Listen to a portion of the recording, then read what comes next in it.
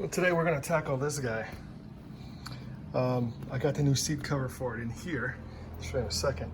I got the little kit for getting these star nuts out.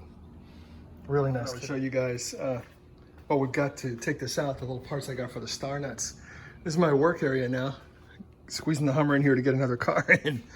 Makes it impossible to get onto this side, but these guys here, picked these up on Amazon for like 15 bucks, which is what you're gonna pay for. You need this guy here, the E20 and the E16. This one to get those. This is for the star nuts in the rear of the seat. This is for the star nuts in the front. And these guys, thank God I had these from this little set, but you need the T15. But the problem with this, in all the videos I've seen, they take the seat completely out so they can work on this cushion. I am not going to have that luxury because there's a huge ground wire. Let me just show you here.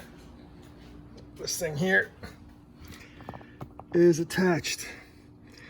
And I was trying to pull it out yesterday and it's back in. I had to put the seat back in because I just was running out of time. So I'm going to pull it off, lean it forward, remove the under seat. Then I'm going to try to spin it around in place and work on it inside the cab here. I think I can. And this is the replacement. Really nice. Leather match is pretty good. I would say it's pretty close to what we have here now. A little bit lighter. But that's going to go on. It doesn't have a seat heater built into it, so I'm going to have to cut the old one out and stick it on here. I'll just Velcro it. And we'll get this bad boy in.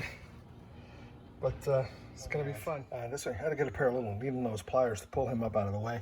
But here's the other one. You remove the plastic casing. It's underneath the front seat here. And this guy is also the E20. Okay, we got the E20s out.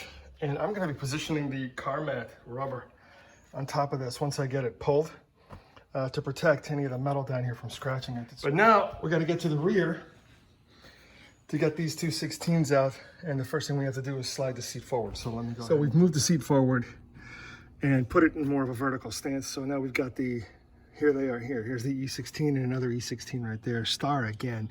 These are bolts, but we got the E16 fitting in. Here we go. I'm gonna pull these guys out. And the next part, we got the 16s out. And there's a little guide here for remounting the seat. I found that yesterday when I had to put it back in. This guy here is disconnected now, and you can see we got quite a long length of this.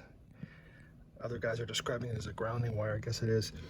But on mine, this is mounted to the actual frame of the seat. So this comes out with the seat. This guy has to come off, and this is a T15. Continuing your step-by-step here, I have this panel off now, but guys showed in the video, this thing just slips right out. Not true. This one has a little clip on it underneath, right here. And that goes into the course on the top like this. This guy's on the other edge. So it was kind of tough. Take this one off first. It slips right out from the end. And then you can get at that one by spinning it around to click off the bottom. So there's enough play in this cord here, this guy, right there, to let me move the seat around, as you can see. And I've been able to lean forward, pull up the bottom supports, and get the back of the seat cushion removed. This guy here, the new one. And we got her all. I was able to spin the chair towards me. Loosen this one screw helped quite a bit to get this little plastic thing to move. And now I've got the cushion out. You can see the way it was installed from the factory. This is the heater going in the back. And it went beyond that back piece of Velcro, so it wasn't even attached there to begin with. But I do want to keep it. And I'm glad I didn't cut this wire, because it looks like that's actually part of the seat heater function. So, time for the razor blade. It was kind of a pain in the ass, but I managed to cut that heater out. And we are now good to go with getting this guy on. I was thinking about trying to cut out a template of where that's going to go over here, because you have to cut the side, but maybe not. Maybe we're going to put it on first and then cut through once it's installed. But good news is it is possible to get that stuff all off and get her prepped without pulling the seat completely out of the car. Okay, final update on the seat replacement. Everything is back in place. Electronics is all working. Anyway, here we go. It's a really nice quality seat. I like it. This was a bit of a job. You have to cut this all out and try to find these seat holes again.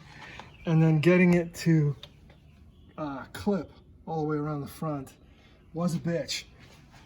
One of the guys that I watched suggested starting from the ends here and working your way around. And I did that, and it was very tough, very, very tough. Because what that does then is these sides had attached, and every time I got to that corner, it wanted to pop back out because that was already attached. But it's a pretty good match. You know, obviously this is new leather, and so it's not exact, but I am very happy with that. I even managed to get these little straps in the back here fastened underneath. That was a pain in the ass. This has to come off during your installation, but it's only 4 Phillips. 3 here and 1 in the back. And these guys here are T15. And then you gotta get in these big guys down here in the front. But done and done. And so now we got a nice new seat and a new leather steering wheel cover.